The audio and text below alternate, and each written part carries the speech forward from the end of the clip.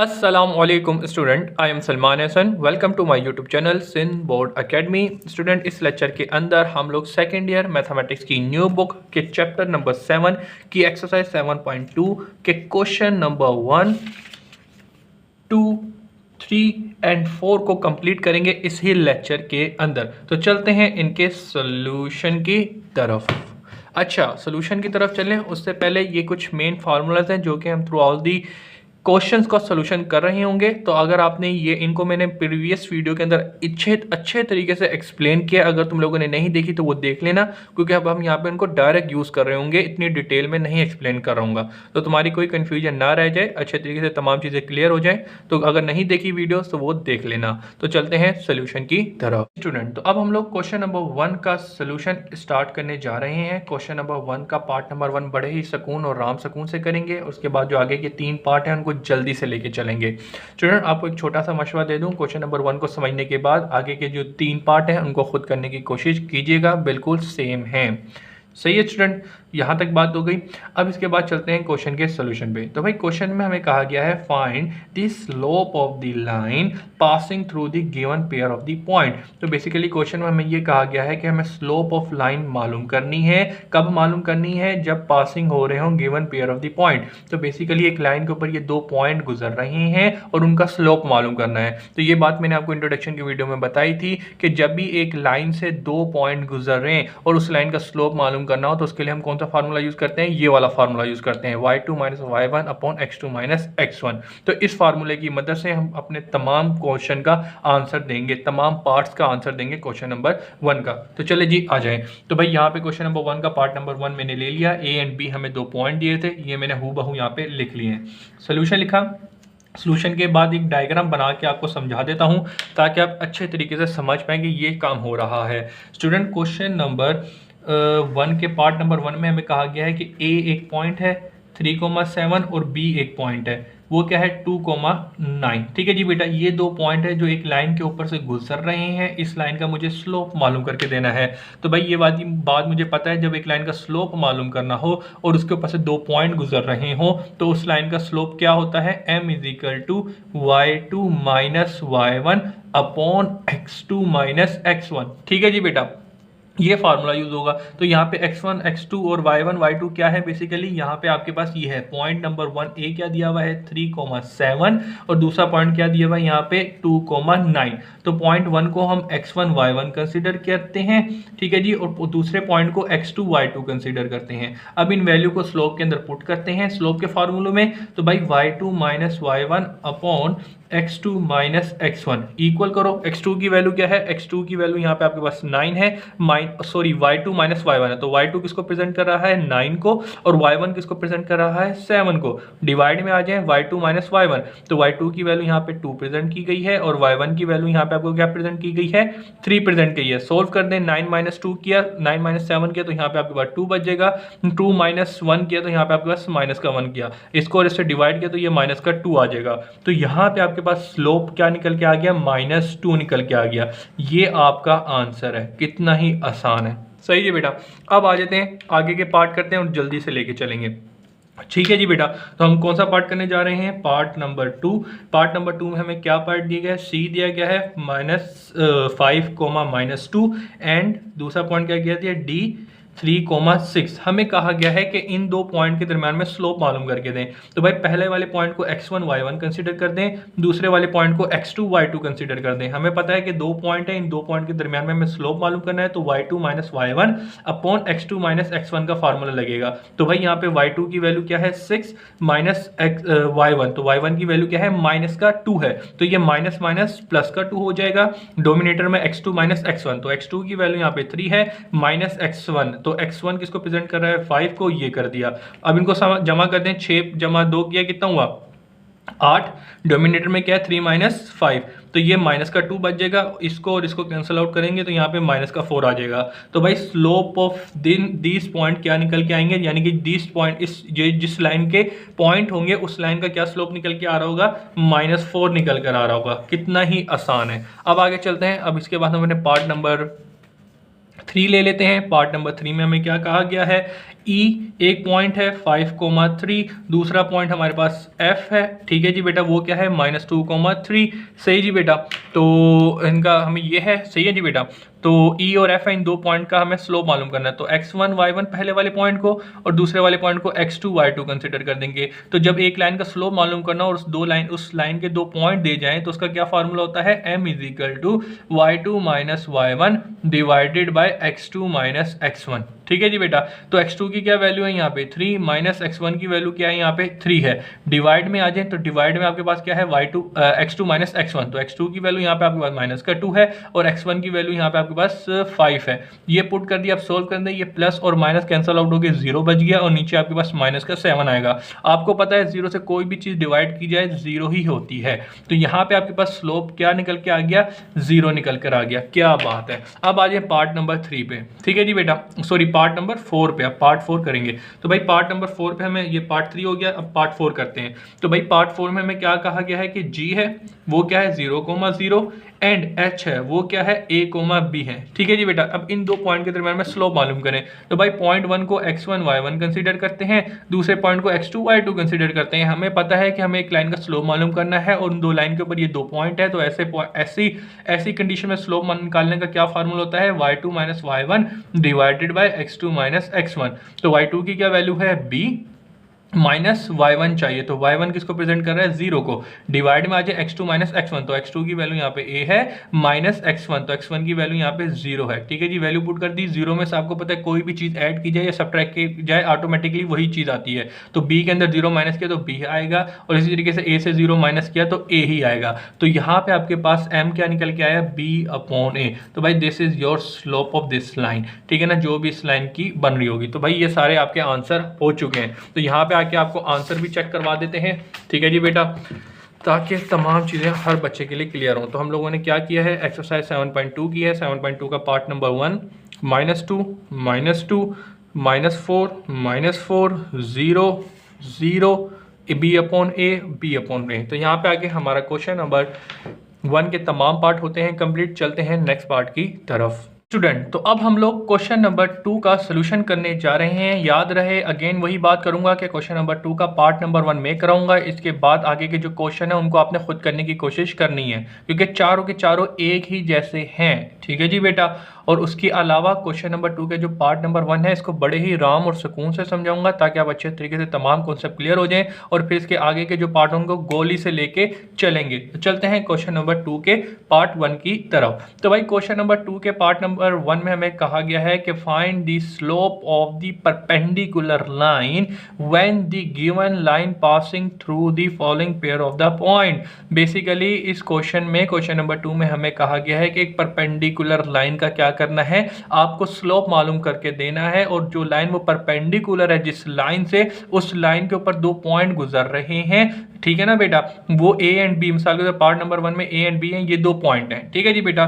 तो फिलहाल इस क्वेश्चन के अंदर हमें जो कंडीशन यूज करनी है परपेंडिकुलर लाइन की, जो कंडीशन थी स्लोप की, उसको यूज करते हुए देखिएगा हम कैसे परपेंडिकुलर लाइन का स्लोप मालूम कर कर दे देते हैं। बेसिकली हम इसके अंदर क्या करेंगे, हम इसके अंदर ये जो हमें दो पॉइंट दिए गए ना, इन दो पॉइंट को यूज करते हुए, इस फॉर्मूले को यूज करते हुए स्लोप मालूम करेंगे और उस एक लाइन का स्लोप आ जाएगा। और दूसरी लाइन क्या है, परपेंडिकुलर है, तो हमें पता है कि जब एक लाइन जो है एक दूसरी लाइन के परपेंडिकुलर होगी तो उसमें क्या करेंगे, पहले जो पैरेलल एक जो दूसरी लाइन है उसको हम पुट कर देंगे, ठीक है जी बेटा, और जो दूसरी लाइन होगी M2 यानी कि जो परपेंडिकुलर लाइन है वो है, तो लिहाजा एक पुट करेंगे उधर, दूसरे को उधर भेज देंगे। जैसे कि आपको पता है, इसको मैंने सिंप्लीफाई मजीद किया हुआ है। तो यहाँ पे हम जो लाइन है ये दो पॉइंट का यूज करके जो हम स्लोप मालूम करेंगे इधर पुट कर देंगे और ऑटोमेटिकली परपेंडिकुलर लाइन का हमारे पास क्या आ जाएगा, स्लोप आ जाएगा, जो कि मेन क्वेश्चन की रिक्वायरमेंट है। तो कोई इतनी मुश्किल चीज़ नहीं है, आप एक बार सोल्यूशन देखोगे ऑटोमेटिकली आंसर दे सकोगे। तो चलते हैं सोल्यूशन की तरफ। तो भाई क्वेश्चन नंबर 2 के पार्ट नंबर 1 में हमें चलें क्या कहा गया है कि बेसिकली हमें यही कहा गया है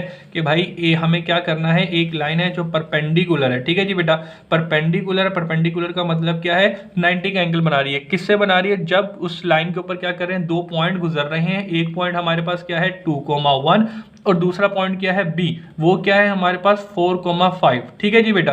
तो एक लाइन है परपेंडिकुलर लाइन है, ठीक है जी बेटा, एक परपेंडिकुलर लाइन है, इस लाइन का मुझे क्या करना है, स्लोप मालूम करना है दूसरी लाइन के मुताबिक जिसके ऊपर से 2 पॉइंट गुजर रहे हैं। ठीक है जी बेटा, तो चलें जी आए मालूम करते हैं। तो भाई सबसे पहले हम यहाँ पे क्या कर लेते हैं, लेट कर लेते हैं कुछ चीज़ें ताकि हमारे लिए इजी रहे।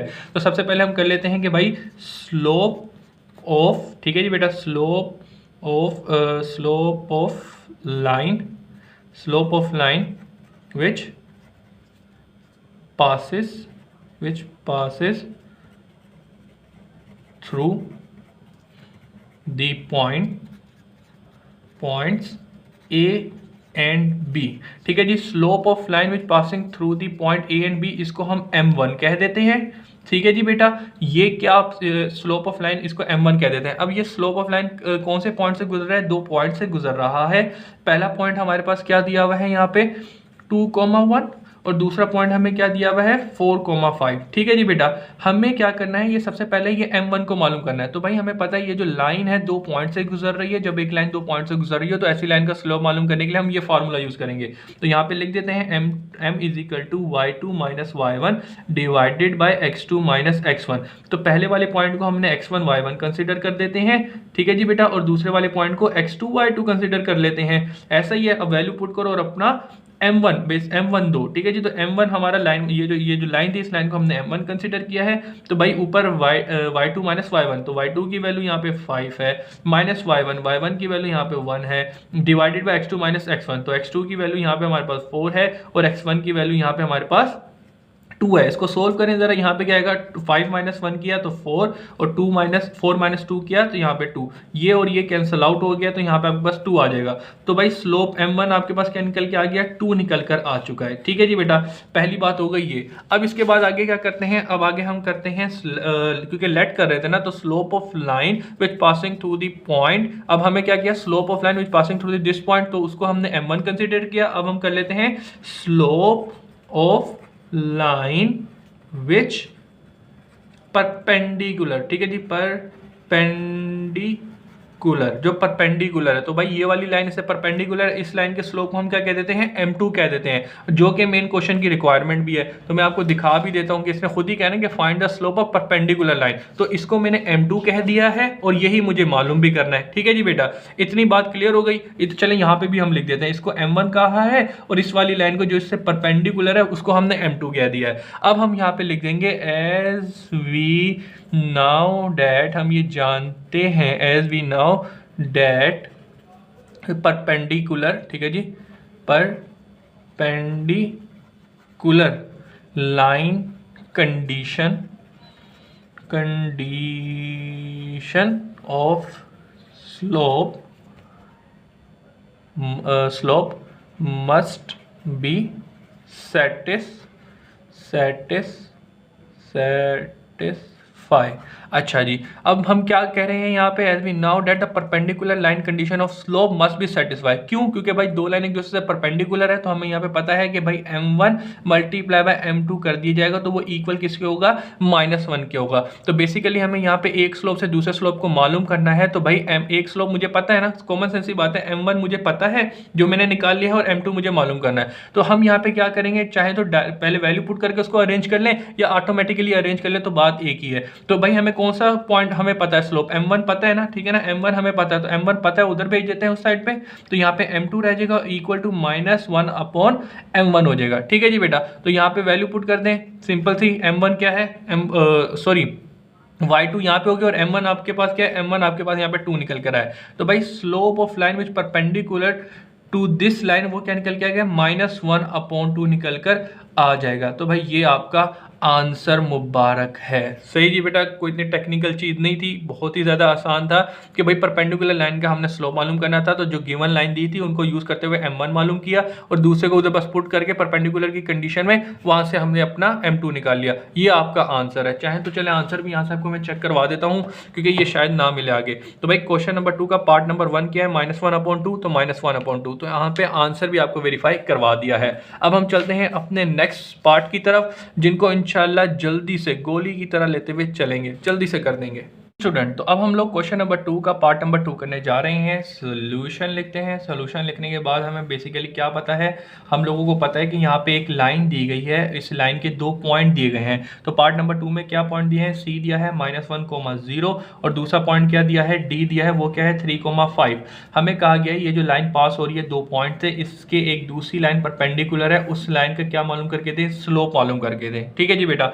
तो हम यहाँ पे क्या करते हैं, सबसे पहले हम यहाँ पे लेट करते हैं स्लो, क्योंकि हमें डायरेक्ट तो कोई वो नहीं दिए हुए ना अल्फाबेट्स या कुछ दिए हुए, तो हम यहाँ पे लेट लिख देंगे। अगर गिवन डायरेक्ट दिए होते तो हम गिवन लिख रहे होते। तो हम यहाँ पे लेट कर रहे हैं क्या, कि भाई स्लोप ऑफ लाइन, ठीक है जी, slope of line which passes, ठीक है जी बेटा, which passes through the point, which passes through the points, यहाँ पे सी एंड डी से पास हो रहा है, तो सी एंड डी। इसके स्लोप को हमने क्या कहा था, पहले बिल्कुल उसी तरीके से करेंगे जैसे क्वेश्चन नंबर 1 में किया था, यानी कि पार्ट 1 में किया था कि slope of line 1 which passing through the point, उसको m1 कहेंगे।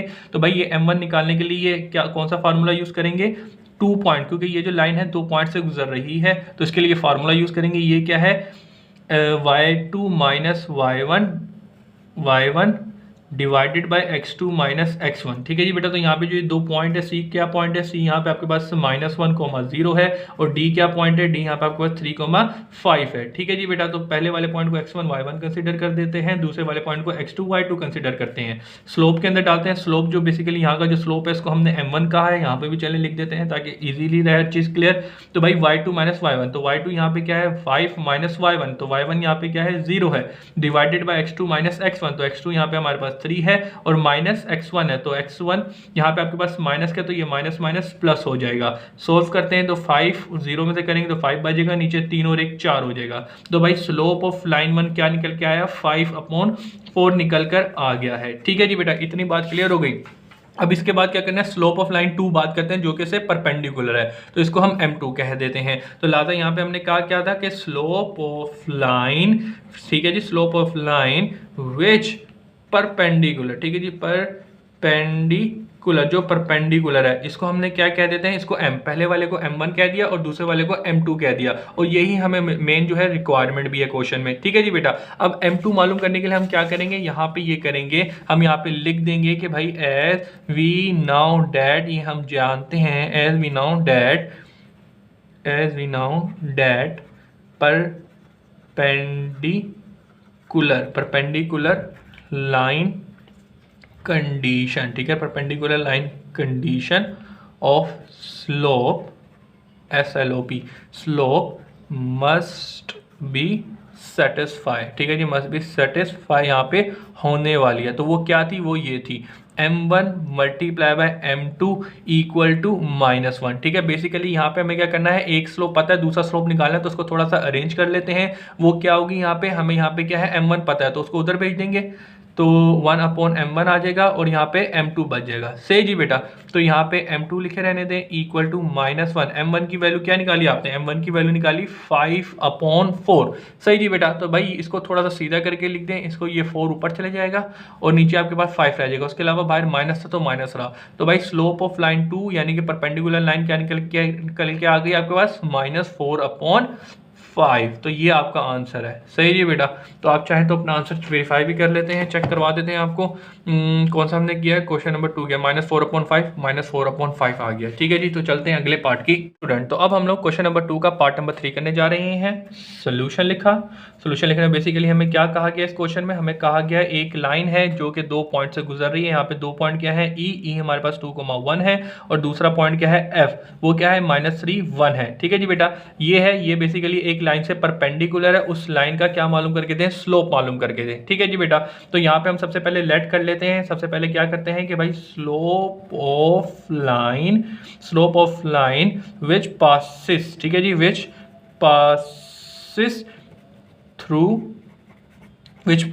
थ्रू दी पॉइंट्स, ठीक है जी, जो पास हो रही है पॉइंट से। पॉइंट यहाँ पे क्या है, ई एंड एफ है। ठीक है जी बेटा।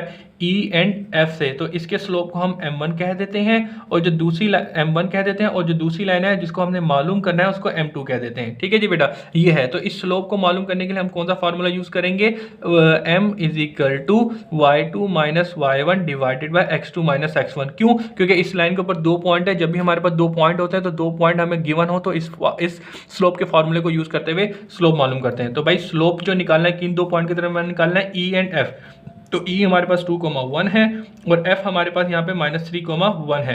पहले वाले पॉइंट को x1 y1 कंसीडर कर दिया, दूसरे वाले पॉइंट को x2 y2 कंसीडर कर दिया।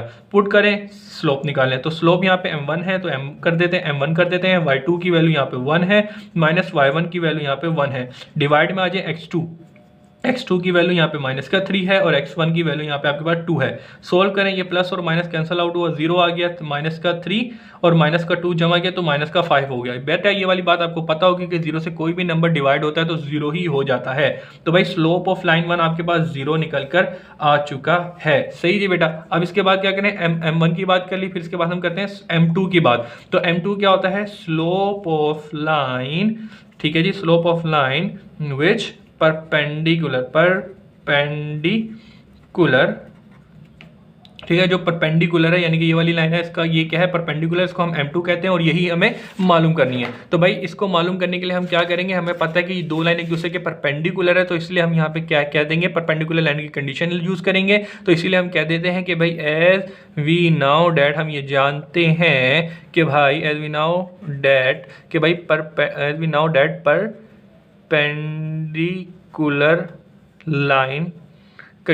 Perpendicular line condition of slope must be satisfy. यहाँ पे सेटिस्फाई होने वाली है। तो क्या कंडीशन क्या कहती है कि भाई m1 multiply by m2 equal to -1। हमें यहाँ पे पता है कि भाई m1 हमें पता है, m2 हमें मालूम करना है। तो चाहो तो उसको थोड़ा अरेंज कर लो। तो भाई m1 मल्टीप्लाई हो रहा है, उधर जाके डिवाइड हो जाएगा।